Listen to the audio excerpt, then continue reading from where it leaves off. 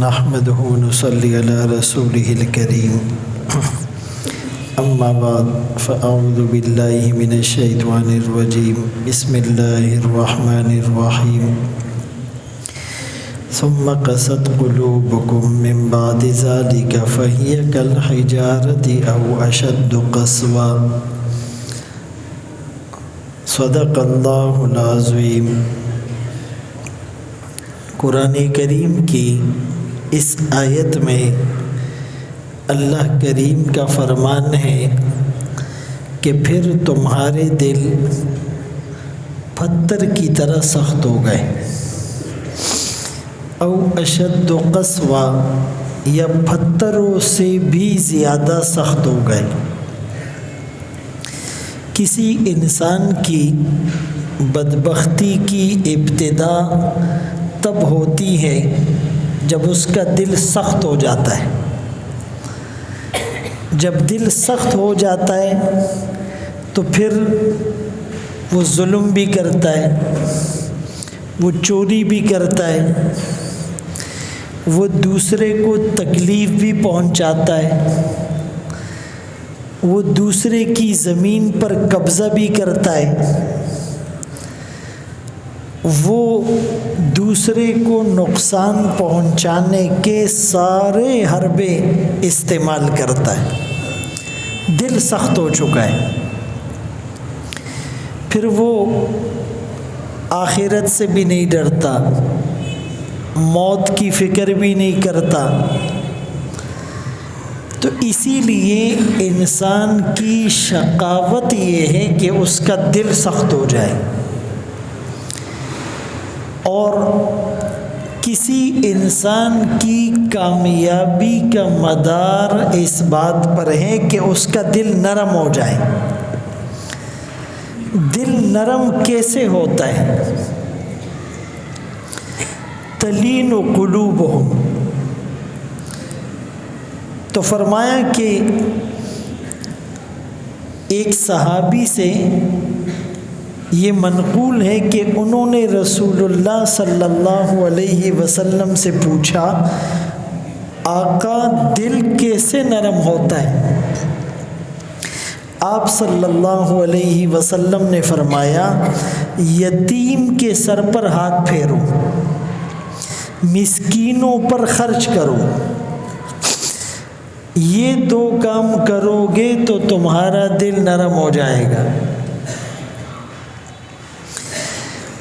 عمر بن عبدالعزیز رحمۃ اللہ علیہ، جن کو عمر ثانی کہا جاتا ہے، ان سے کسی نے پوچھا کہ جی دل کیسے نرم ہو؟ تو وہ فرمانے لگے کہ ہر بچے کے لیے ایسے بن جاؤ جیسے تم اس کے والد ہو۔ آپ یوں بھی کہہ سکتے ہیں کہ ہر بچے کو اپنا بچہ سمجھو تو دل نرم ہو جائے گا۔ یہ جملہ کہنے میں بڑا آسان ہے، چی دیکھ پل بچے ہو گنا، اس کو اپنا بیٹا سمجھ لو، لیکن یہ کر دکھانا بڑا مشکل ہے۔ اقبال نے کہا، اخوت اس کو کہتے ہیں چبے کانٹا جو کابل میں، تو ہندوستان کا ہر پیر و جواں بیتاب ہو جائے۔ خنجر لگے کسی کو تڑپتے ہیں ہم میر، سارے جہاں کا درد ہمارے جگر میں ہے۔ المسلم کا جسد واحد میں یہی فارمولہ بتایا گیا ہے کہ سارے مسلمان ایک جسم کی طرح بن جائیں۔ آنکھ میں درد ہو پورا جسم بے آرام رہتا ہے، کان میں درد ہو پورا جسم تکلیف میں مبتلا ہوتا ہے۔ ایک مسلمان کی تکلیف کو میں اپنی تکلیف سمجھوں، اس کی خوشی پر میں ایسے خوش ہوں کہ جیسے یہ چیز مجھے ملی ہے۔ مسلمان کامل تب بنتا ہے جب یہ چیز اس کے اندر پیدا ہوتی ہے۔ ایک آدمی وہ حساب کتاب میں مصروف ہے، اور ایک آدمی آ کر اس کو خبر دیتا ہے کہ روڈ پر ایکسیڈنٹ ہو گیا، گاڑی نے ایک بچے کو کچل دیا، تو تھوڑی دیر کے لیے اس کا قلم رک جائے گا اور افسوس کا اظہار کرے گا، ایک آہ بھرے گا کہ پتہ نہیں کس کا لخت جگر ہوگا، کس کے جگر کا ٹکڑا ہوگا، کس کی آنکھوں کا سرور ہوگا، بہت افسوس ہوا۔ لیکن 2-4 منٹ کے بعد وہ پھر اپنے حساب کتاب میں لگ جائے گا۔ اب تھوڑی دیر کے بعد آ کر یہ اطلاع دے کہ روڈ پر جو ایکسیڈنٹ ہوا ہے، گاڑی نے جس بچے کو روندا ہے وہ کسی اور کا نہیں، تیرا بیٹا ہے۔ اب اس کی فیلنگز میں کتنی تبدیلی آئے گی۔ اب یہ قلم پھینک دے گا، کاغذ پھینک دے گا، کرسی کو لات مارے گا، چیخے گا، چلائے گا، روڈ کی طرف دوڑ لگائے گا، کہاں ہے میرا بچہ، کہاں ہے میرا لال، کہاں ہے میری جان۔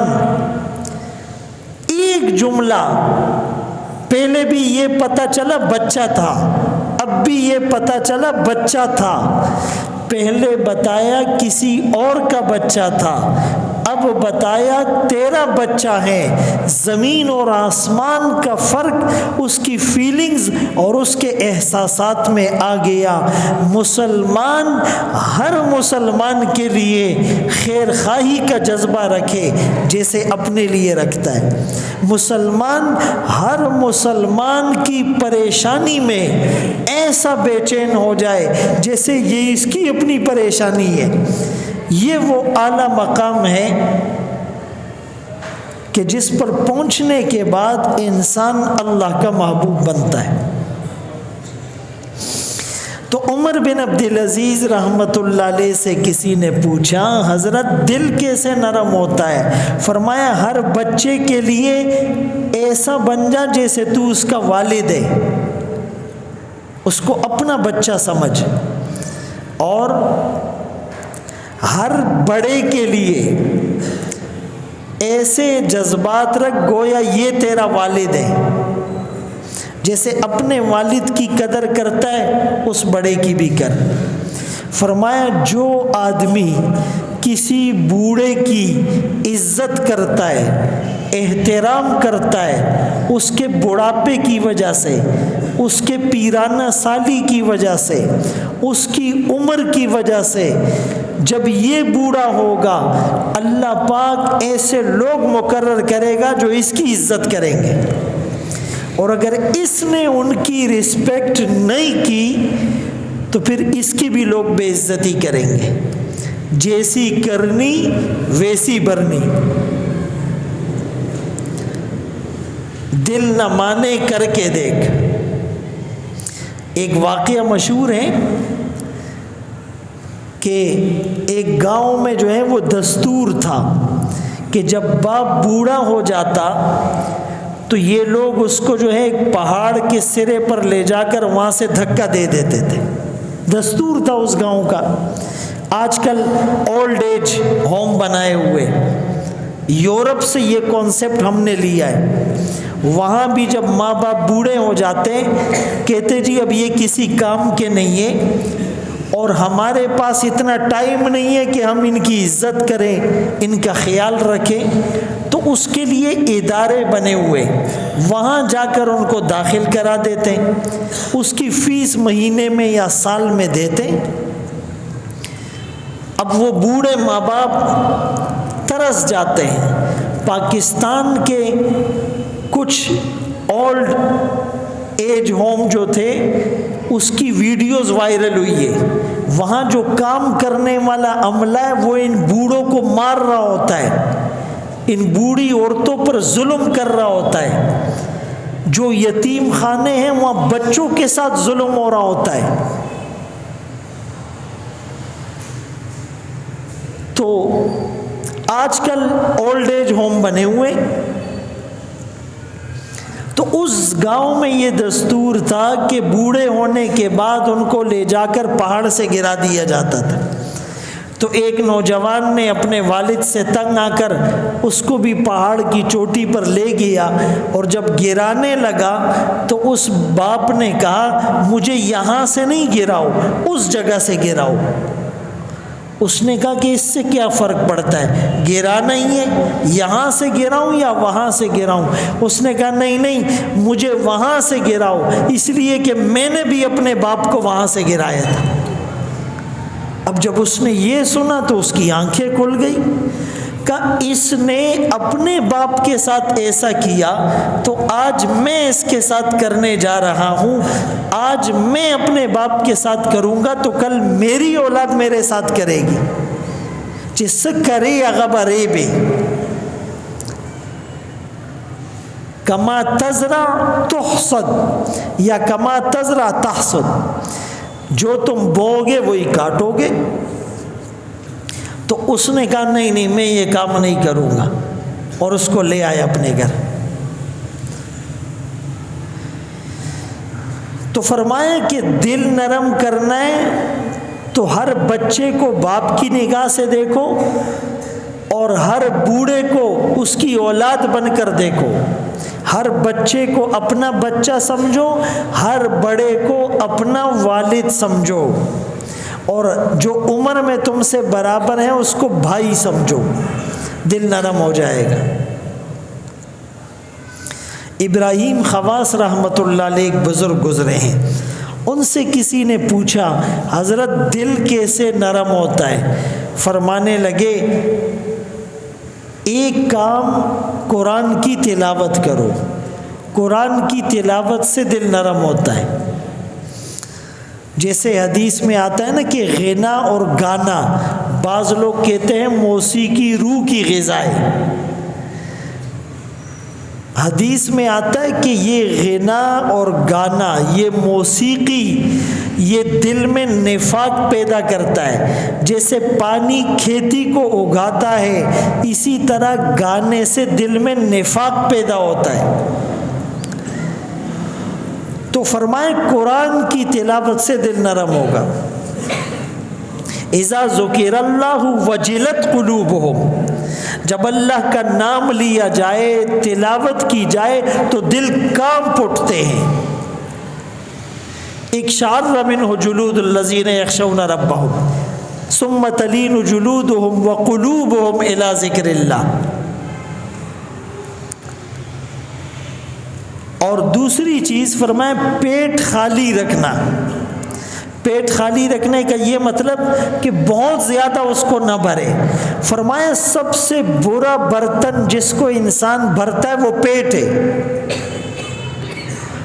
اب ایک زمانے میں تو صبح اور شام 2 وقت کا کھانا ہوتا تھا، پھر ہم نے 3 وقت کر دیا، ناشتہ، پھر دوپہر کا کھانا، پھر رات کا کھانا، پھر ابھی اس کو اور زیادہ کر دیا ہے، یعنی صبح ناشتہ کرنے کے بعد 10-11 بجے بھی جس کو سپر کہتے ہیں یا برنچ کہتے ہیں وہ کرتے ہیں، پھر دوپہر کو کھانا، پھر عصر کو چائے کے ساتھ پھر کچھ سموسے وغیرہ کچھ چیزیں چاہیے، پھر رات کا کھانا، پھر دیر سے جب سونے لگتے پھر کچھ کھاتے، یعنی ہر وقت کچھ نہ کچھ کھانا۔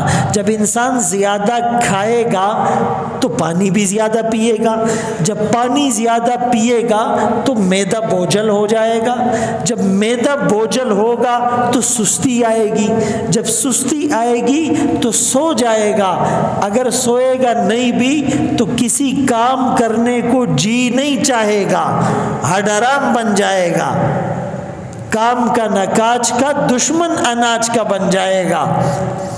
تو اسی لیے فرمائے کم کھانا۔ ایک لطیفہ یاد آ گیا، یہ جو پاکستانی کرکٹر تھا نا ثقلین مشتاق، ماشاءاللہ تبلیغ کی برکت سے تبلیغ میں لگ گیا، تو اس نے کہا کہ جب ہم نئے نئے سے روزے میں گئے تو وہاں مذاکرہ ہوتا تھا کہ بھائی کم کھانا، کم سونا، کم دنیاوی باتیں کرنا اور کم مسجد سے باہر، یہی 4 چیزیں نا، غلط تو نہیں کہہ رہا ہوں۔ تو وہ مذاکرہ ہوتا تھا، بہت سے لوگ اس پر عمل بھی کرتے، کچھ زمنگ پشانین وغی ہو صرف پخلے وائی کا نا.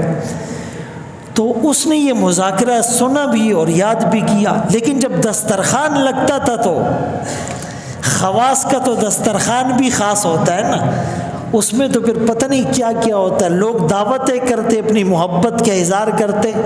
علماء اور تبلیغیوں کے تو مزید ہی.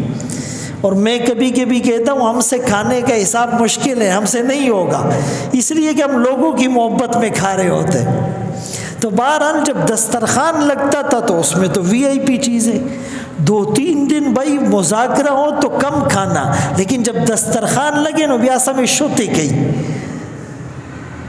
ہاں, وہ ایک آدمی کو شوگر تھی تو وہ پرہیز کرتا تھا, لیکن وہ کسی دعوت میں گیا اور کھیر اور کلفے اور آئس کریم اور گاجر کا حلوہ اور بس اس کے منہ سے رال ٹپکنے لگی, ٹنگ ورتا نشو.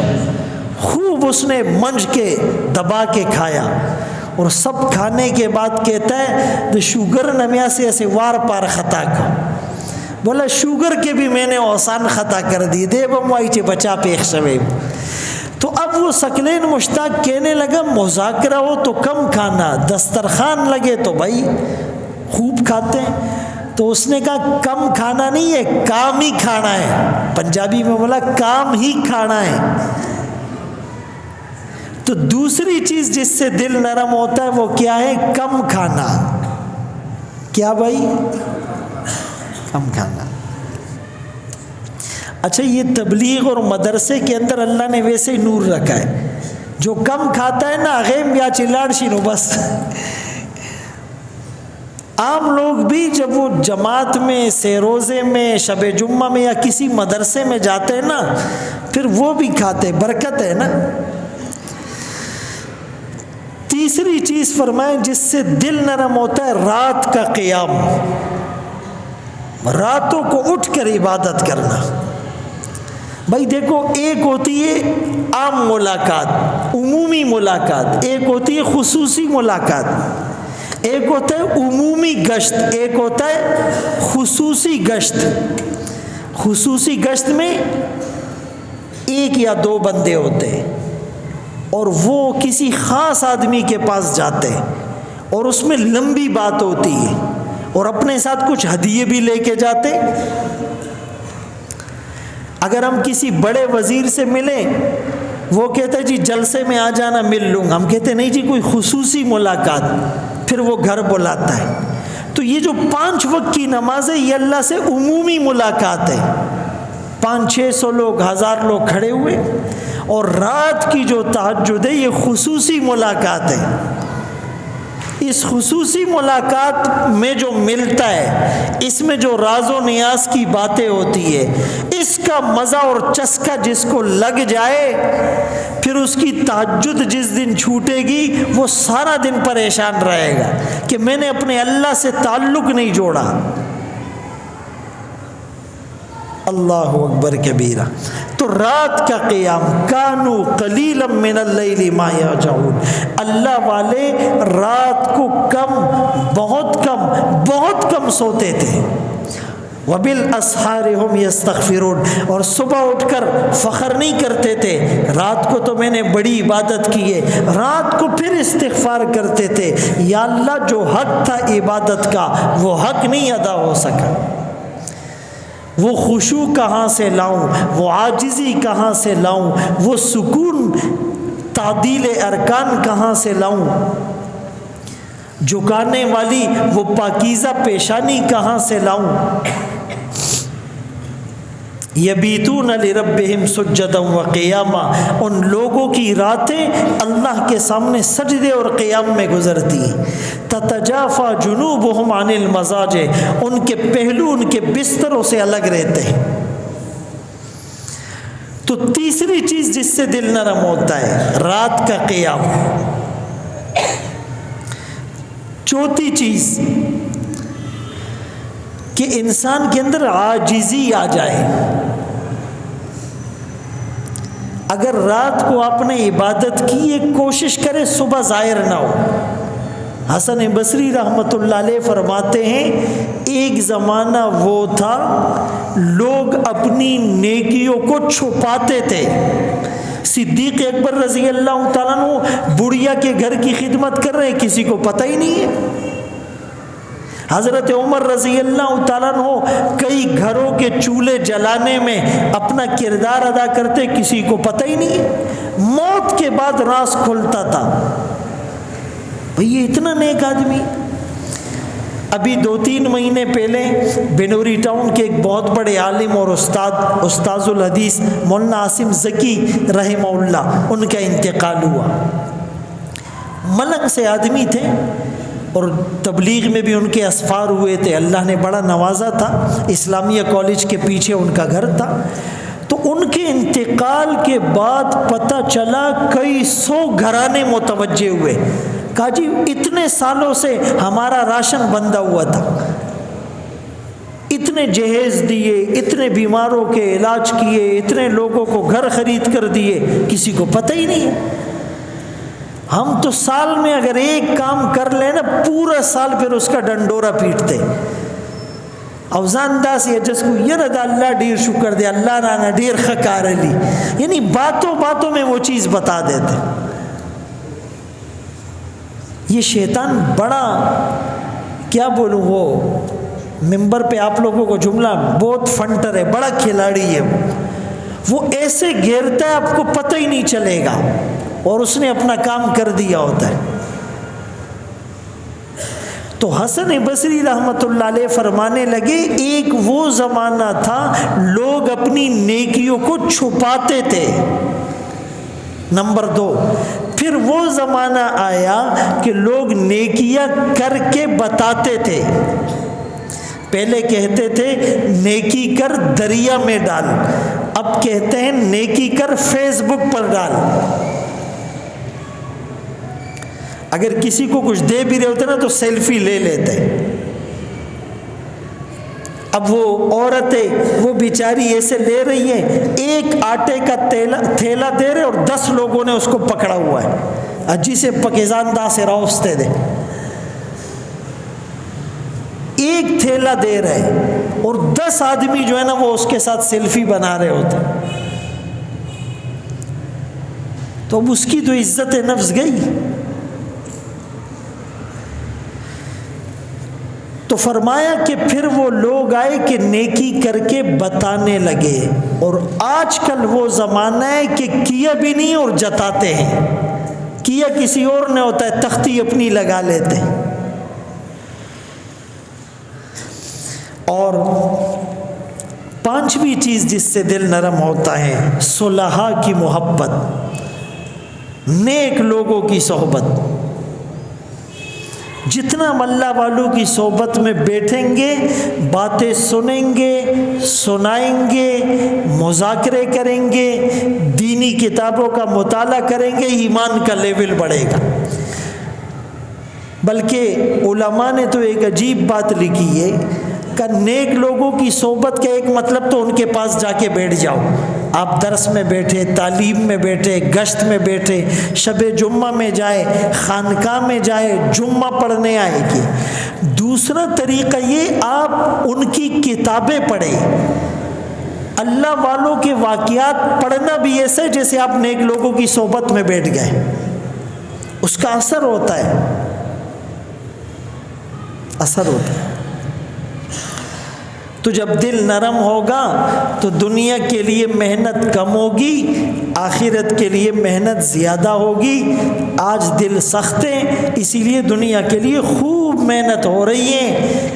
8 گھنٹے ڈیوٹی کرتا ہے، 8 گھنٹے، کتنا تھک جاتا ہے، لیکن جب چھٹی کا وقت ہوتا ہے تو باس اس کو کہتا ہے 4 گھنٹے اوور ٹائم کر لو، 2000 روپے اور ملیں گے۔ اب جیسے ہی 2000 کا سنا فوراً تھکن دور ہو گئی۔ اب بچے انتظار کر رہے ہیں لیکن کوئی مسئلہ نہیں، بیوی نے کھانا بنا لیا ہوگا، وہ بیٹھ کے انتظار کر رہی ہوگی لیکن کوئی مسئلہ نہیں، نماز کا وقت جا رہا ہے لیکن کوئی مسئلہ نہیں۔ اب یہ 8 گھنٹے کی تھکن بھول کر دوبارہ اوور ٹائم میں لگ گیا۔ دنیا کی محبت جو ہے، دل سخت جو ہو چکا ہے۔ لیکن اگر عشاء پڑھنے آئے اور اچانک اعلان ہو جائے کہ بھائی بہت بڑے بزرگ ہماری مسجد میں آئے ہیں، اچانک آئے ہیں، اللہ کی نعمت آئی ہے، اس کو رحمت سمجھو اور آدھے گھنٹے کے لیے بیٹھ جاؤ، بہت فائدہ ہوگا، ابھی بیان ہوگا، ابھی گشت ہوگا، ابھی تعلیم ہوگی، ابھی درس ہوگا. دیکھو دے بیا سوکراٹنگ کی پڑی ورتوا چون بھئی ساری کی بولے گا نہیں نہیں یار بس نماز پڑھ لی. چونکہ قدر نہیں ہے، قدر نہیں ہے. اگر دین کی قدر ہوتی، میں اکثر یہ مثال دیتا ہوں، یہ اپنی مثال ہے، کتابوں میں نہیں ہے. صحابہ کے بارے میں کوئی گھر جا کے پوچھتا بھائی فلاں ہے، نہیں ہے، کہاں گئے ہیں؟ بازار گئے ہیں. کب آئیں گے؟ بس آنے ہی والے ہوں گے. بازار میں وہ ضرورت پوری کر کے فوراً آتے تھے. پھر دوسرے صحابی کے گھر کو نوک کیا، فلاں ہے، نہیں ہے، کہاں گئے ہیں؟ مسجد گئے ہیں. کب آئیں گے؟ جی کوئی پتہ نہیں. مسجد سے آنے کو کس کا دل چاہتا ہے؟ قلبہ معلق بالمساجد، جس کا دل مسجد کے ساتھ جوڑا رہے گا یہ بھی عرش کے سائے میں ہوگا. وہ 7 خوش قسمت لوگ جو عرش کے سائے میں ہوں گے ان میں ایک ہی آدمی ہوگا. اور ہم پہلے تو جو ہے نا وہ دیکھتے مانگے ہوئے، ہاں ہوئے سورہ ٹائم پاتے تھے، 10 منٹ پاتی تھی، پھر بھی لگے ہوئے. اب جب پھر آئیں گے تو شیطان زور لگائے گا، پہلے تو اس کو استنجا کی ضرورت ہوگی. اب استنجا خانے میں تو رش ہوگا، یہ وہاں کھڑا ہوگا اور دل میں ڈانٹ رہا ہوگا کہ یار یہ اندر والا کیوں نہیں نکل رہا ہے. پہلے تو حسد وہی سے شروع ہوگی، کار کو بدالتا نہ خراب شی. پھر جب وہ نکلے گا پھر یہ جائے گا تو جلد بازی میں استنجا بھی صحیح نہیں ہوگا، ہو سکتا ہے استنجا صحیح نہ ہو. پھر جب آئے گا تو وضو خانے میں رش ہوگا. اب وضو خانے میں زنیدہ سے خدائے ولیانی جماعت کھڑی ہوئی ہے، مسواک کر رہا ہے. بھائی ایک دفعہ منہ میں مارو ہو گیا، لیکن یہ کر رہا ہے. اب یہ 10 گھنٹے گٹکے کھاتا ہے، نسوار کھاتا ہے، سگریٹ پیتا ہے، اب پتہ نہیں صبح سے رات تک کیا کیا وہ کھاتا ہے. اب مسواک بیچارے سے یہ کیا اس کو نورانی کرے گا. اب ادھر جماعت کھڑی ہوئی ہے، پیچھے لوگ کھڑے ہوئے، دے لگیا دے. اور اگر کسی نے کندھے پر ہاتھ رکھ دیا داسی ورتگوری تب آوائی چھے مڑے ہی تے کھڑے دے. یہ میں صرف سمجھا رہا ہوں پریکٹیکل. اچھا وہاں بھی دل میں حسد بغض. پھر جلدی جلدی وضو کرے گا، نل کا کھلا ہوا ہے، پانی بھی ضائع کیا. پھر بھاگتے ہوئے، حالانکہ حکم یہ رکعت چلی جائے لیکن مسجد میں دوڑ نہیں لگانی. یہ اللہ کا گھر ہے، فرشتوں کا مسکن ہے، ادب اور احترام کی جگہ ہے، لیکن یہ اپنی رکعت کے لیے دوڑ لگائے گا. اچھا دوڑ لگانے میں موبائل بند کرنا بھول جائے گا. موبائل بند کرنا، امام صاحب تو اعلان کرتا ہے لیکن اعلان کے وقت تو یہ واش روم میں تھا یا نہیں تھا، تو موبائل بند کرنا بھول گیا. اب نستونی بردی جلدی سے آ کے کھڑا ہوگی، کوئی ادھر کھڑا ہوا کوئی ادھر. اب پھر موبائل کی گھنٹی بجے گی، اور گھنٹی بھی اس نے کیسی لگائی ہے، گھنٹی بھی اس نے کیسی سب کی. یعنی آپ اگر غور کرو تو ہمارا سسٹم سارا آؤٹ ہے، سسٹم سارا. اسی لیے تو 40 سال سے نماز پڑھ رہے کوئی تبدیلی نہیں آ رہی. اور پھر بعض لوگ جب نماز پڑھتے ہیں نا تو پھر دعا کا انتظار نہیں کرتے. پیچھے آدمی نماز پڑھ رہے انتظار نہیں کرے گا، دے بپے سوری کی بالکل جائے گا ایسے. تو بھائی بہت خطرناک باتیں ہیں. یہ ساری چیزیں ہمیں سمجھ میں کیسے آئے؟ اللہ پتہ نہیں کیا بات کر رہا تھا میں، یہ نماز کا مسئلہ کہاں سے آ گیا؟ کسی کو یاد ہے کیا بتا رہا تھا؟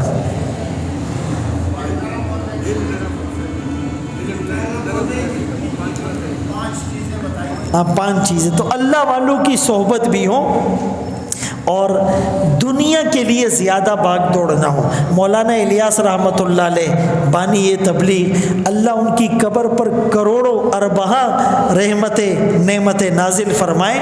آج ان کی ایک فکر کی وجہ سے کروڑوں لوگوں کی انسانی زندگی بدل گئی. تو ان کے پاس ایک شخص آیا، کہا حضرت میری ایک دکان ہے لیکن میں سوچ رہا ہوں کہ دوسری دکان بھی کھول لوں. حضرت نے فرمایا دوسری دکان سے مشقت تو بڑھے گی، مقدر نہیں بڑھے گا۔ دوسری دکان کھولنے سے مشقت تو بڑھے گی لیکن مقدر نہیں بڑھے گا۔